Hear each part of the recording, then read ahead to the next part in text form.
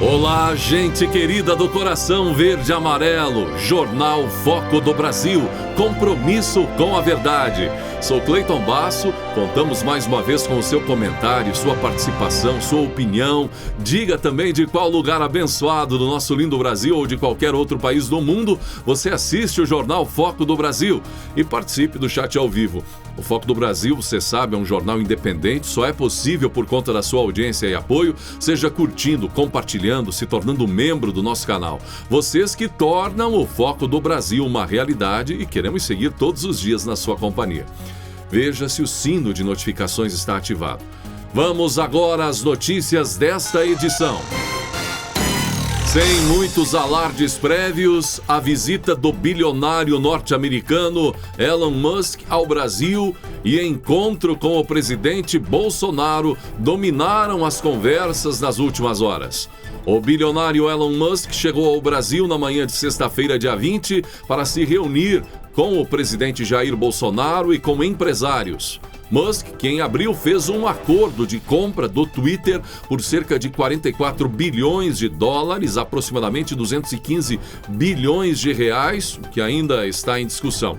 É o homem mais rico do mundo e tem um patrimônio avaliado em 273 bilhões de dólares, algo em torno de 1,3 trilhão de reais, envolvendo empresas de tecnologia espacial, empresa de satélites Starlink, da constelação de satélites, não é? A carros elétricos, entre outras. Do encontro, o presidente Bolsonaro disse que, entre outros assuntos, esteve a busca por reforço na proteção de nossa Amazônia. Conversei há pouco com Elon Musk, que visita o Brasil a convite do ministro Fábio Faria. Entre outros assuntos, tratamos de conectividade e investimentos, inovação e o uso da tecnologia como reforço na proteção da nossa Amazônia e na realização do potencial econômico do Brasil, escreveu o presidente Jair Bolsonaro no Twitter. Bolsonaro afirmou ao homem mais rico do mundo, Elon Musk, querer que a preservação da Amazônia seja reconhecida por todos no Brasil e no mundo, e não por meio das mentiras sobre a região. O encontro entre Bolsonaro e Musk ocorreu na cidade de Porto Feliz, interior de São Paulo. A vinda de Musk ao Brasil ocorreu por convite do governo brasileiro, através do ministro das Comunicações, Fábio Faria, que em dezembro de 2021 teve um encontro com o bilionário nos Estados Unidos. Segundo o Ministério das Comunicações, o fundador da SpaceX veio ao Brasil a convite de Faria para tratar com o governo sobre investimentos na região. Nós queremos a democracia, queremos a liberdade, queremos o respeito, um poder executivo que respeita todos os outros poderes, tem uma profunda admiração pelo povo americano e estamos emanados e sabemos do que representa para o mundo o nosso Brasil. Há poucos dias, a senhora presidente da OMC disse que sem o Brasil o mundo passa fome. E nós queremos colaborar, trabalhar, queremos ter tecnologia. Não temos como adquiri-la, porque isso se conquista. E o que você puder trazer para nós, dessa forma graciosa, do coração, nós somos eternamente grato. É uma honra, uma satisfação muito grande estar aqui. Desfiz algumas agendas pela importância que você hoje representa para o mundo. Aqui me chamam de mito, não sei porquê, mas você realmente é o mito da nossa liberdade. Uma das propostas discutidas é que o projeto da Starlink, empresa de Musk, para operar satélites de órbita baixa no Brasil, ajude a preservar e detectar pontualmente e qualquer problema na região amazônica, monitorando áreas remotas com um volume de satélites em funcionamento em rede, garantindo que não existam áreas sem cobertura, conforme o globo terrestre se movimenta. Após o encontro, o ministro Fábio Faria concedeu entrevista coletiva onde falou dos temas tratados e de parcerias possíveis na região amazônica e ações do governo federal para o uso de tecnologia avançada para a preservação e comunicação na Amazônia.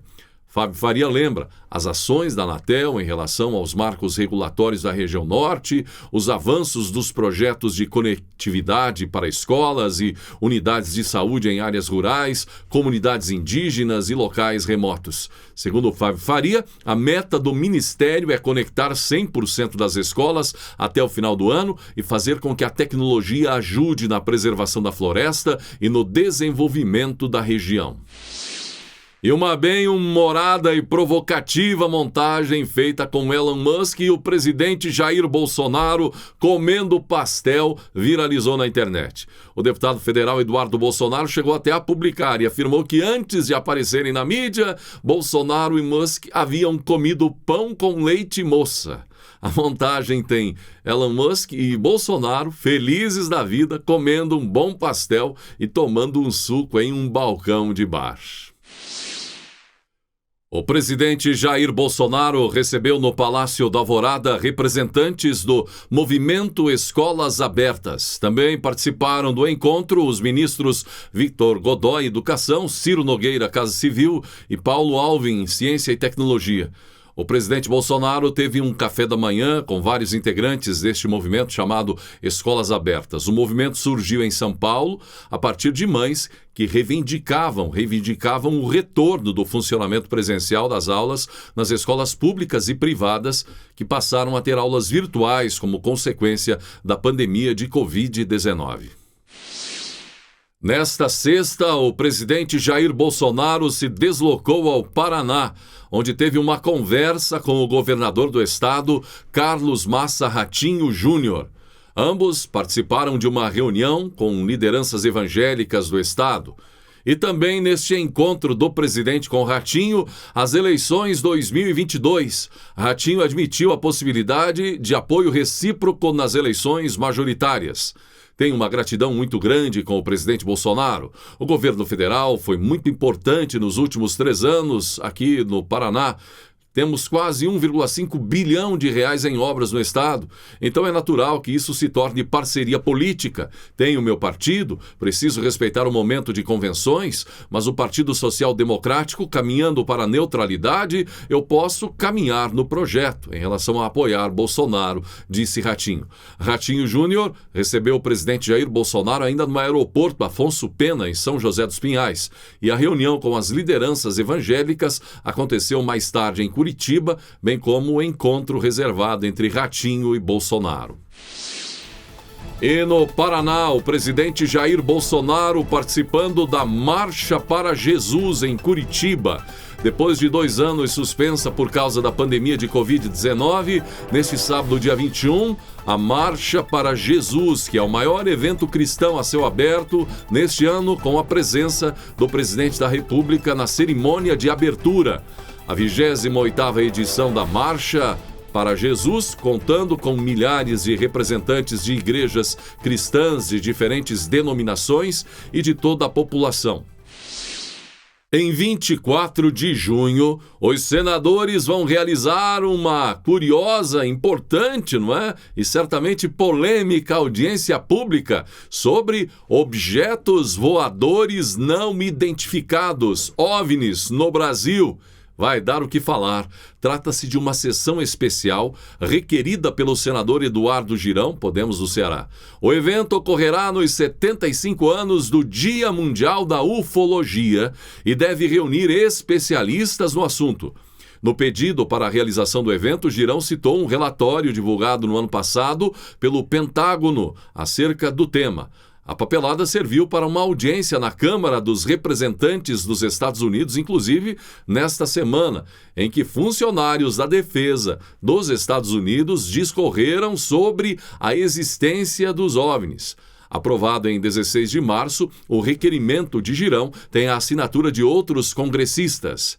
É uma informação importante, um evento que certamente vai dar muito o que falar, porque muitos brasileiros apreciam o tema. OVNIs, objetos voadores não identificados, não estão, evidentemente, só relacionados a objetos terrestres, não é? Mas, de uma forma ou de outra, acabam ligando o tema também da existência ou não de ETs extraterrestres, enfim. Vai ser certamente uma audiência bem bacana e de muito debate envolvendo a população brasileira. Esse Congresso Brasileiro de Ufologia, que também ocorreu, além dessa audiência, um congresso ocorreu entre 18 e 20 de março em Curitiba. A audiência pública sobre OVNIs no Brasil deve ocorrer às 10 horas da manhã, agora em junho, e nos Estados Unidos, inclusive, membros do governo Biden afirmaram que os OVNIs são riscos potenciais para o país. O governo, contudo, está comprometido em determinar as origens dos discos, informaram as autoridades. O presidente da Câmara dos Deputados, Arthur Lira, pretende colocar em votação na próxima terça-feira, dia 24, projeto que limita a 17% a alíquota do Imposto sobre Circulação de Mercadorias e Serviços, ICMS, para tarifas de energia, combustíveis, telecomunicações e transportes. É importante saber que hoje essa alíquota pode chegar até 31%, dependendo do estado. É um verdadeiro abuso contra a população. Em alguns estados, a alíquota de energia passa de 30%, como falamos. É o caso do Rio de Janeiro, não é? Esse não é um debate político ou ideológico, é um debate de país. Vou conclamar todos os poderes para refletirmos sobre a realidade emergencial do mundo de hoje, que afeta o povo e exige ações institucionais com visão de nação, disse Lira em seu perfil no Twitter ao abordar o assunto. Lira pretende se reunir na residência oficial na terça-feira pela manhã, antes da análise da propositura em plenário, para costurar a votação do projeto. De acordo com ele, os três poderes precisam se unir para diminuir os impactos inflacionários que assolam diversos países no mundo. Precisamos de uma saída do Congresso, junto com o Judiciário e Poder Executivo, para a diminuição dos preços inflacionários e mundiais, afirmou o presidente da Câmara dos Deputados. O plenário terá a oportunidade de dar passo decisivo para contribuir contra o abuso dos impostos nas telecomunicações, energia e transportes. Devemos desonerar os impostos destes setores que são essenciais, defendeu Lira. E todo o apoio a Arthur Lira e a todos aqueles que vão defender essa causa. E repercutiu a afirmação de Bolsonaro sobre o casamento do seu oponente político Lula. A declaração que ele fez em sua live. Bolsonaro disse que até o momento não soube da presença de nenhum pobre no casamento de Lula. O nosso querido Lula disse que a classe média deveria ter apenas uma TV em casa, só uma. Olha o casamento dele. Queria saber se algum pobre foi convidado para o casamento dele. Alguém do MST, do MTST, algum quilombola, algum que no passado invadia terras, algum pobre. Pelo que sei, só tinha gente boa lá, afirmou ironizando o presidente Bolsonaro sobre o casamento de Lula. A defesa do padre Edson Geraldo Bovo, que está sendo processado por Lula, afirmou à justiça que não deve explicações ao petista.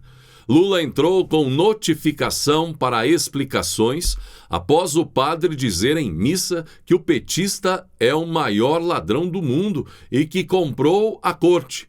Bovo atua em Laranjal Paulista, cidade a 160 quilômetros de São Paulo. De acordo com os advogados do padre, quem deve prestar contas à população são ex-integrantes ou integrantes do funcionalismo público, tal como o requerente Lula deveria prestar a respeito de fatos pretéritos que possuem, no mínimo, uma natureza imoral. Na resposta, os defensores do padre citam que não é o pagador de impostos e o cidadão comum que devem prestar contas das coisas que pensam em relação às imoralidades ocorridas durante e a respeito do exercício de mandato presidencial do requerente, Lula. No embate jurídico, advogados de Lula questionam se o padre sabe que o ex-presidente foi absolvido em ações criminais. Entre 2017 e 2019, o petista foi condenado por lavagem de dinheiro e corrupção passiva em 3 instâncias, julgado por 9 juízes, mas em 2021 teve as sentenças anuladas pela corte. A defesa do padre explica que Lula não foi absolvido, mas teve ações arquivadas por prescrição. Sobre o ponto, por maior que seja a boa vontade da qual todas as almas são merecedoras, forçoso é reconhecer que, em verdade, muito embora não se possa falar em condenação criminal vigente contra o senhor ex-presidente da República, não é possível reconhecê-lo como absolvido, quando, em verdade, notícias dão conta da perda do direito do Estado de punir por força do advento da prescrição, citam os advogados de Bovo. O padre também cita que é um homem de virtudes que tenta ajudar a população de Laranjal Paulista e região. De acordo com a petição, o padre é um dos responsáveis por uma entidade responsável pelo tratamento e recuperação de dependentes químicos e alcoólatras. A atuação à frente desta associação beneficente demanda grande energia e sacrifício do padre Edson e de muitos outros colaboradores, os quais tiveram seu foco naturalmente prejudicado pela insegurança e injustiça causada pela interpelação judicial da qual ora se trata, citam os advogados. Com a resposta enviada por Padre Bovo, a promotora de justiça Ana Cláudia Dutra pediu intimação de Lula para que requeira o que entender de direito. O ministro da Economia, Paulo Guedes, afirmou que o socialismo bolivariano do século XXI ainda assombra as economias da América Latina, 100 anos após o que ele classifica de falência das economias de comando central. Esse fantasma ainda assombra a América Latina. Primeiro mergulhou na estrada da miséria na Venezuela, a Argentina, que está logo atrás, e o Brasil está indo para o caminho contrário da prosperidade. É tudo uma questão de atitude. O Brasil está indo para o caminho da prosperidade, contrário ao caminho que a Argentina e a Venezuela estão traçando. É tudo uma questão de atitude, disse Guedes. Ele recordou que o modelo fez com que China e Rússia mergulhassem no capitalismo global, o que resultou na retirada dos povos da miséria. Essa ideia de comando central já faliu, ressaltou ao analisar o ambiente econômico atual. Ao criticar aqueles que dizem não existir um programa para a economia nacional, Guedes afirmou que o ministério trilha em busca da prosperidade. É o mesmo caminho que reconstruiu a Alemanha no pós-guerra, é o que reconstruiu o Japão com os liberais, aquele que reconstruiu o Chile e o que os americanos e ingleses seguiram. É o caminho da prosperidade, evidentemente com adaptações, enfatizou Paulo Guedes. Um dia, no começo de dezembro, acordamos para descobrir uma neve perfeita recém-caída. Por favor, mamãe, podemos andar de trenó antes do café da manhã? Implorou minha filha, Érica, de 11 anos de idade. Quem poderia resistir? Então vestimos os casacos e nos dirigimos para a represa no campo de golfe de Lincoln Park, o único morro em nossa cidade. Quando chegamos, o morro estava formigando de gente. Achamos um espaço perto de um homem alto e magro e de seu filho de 3 anos.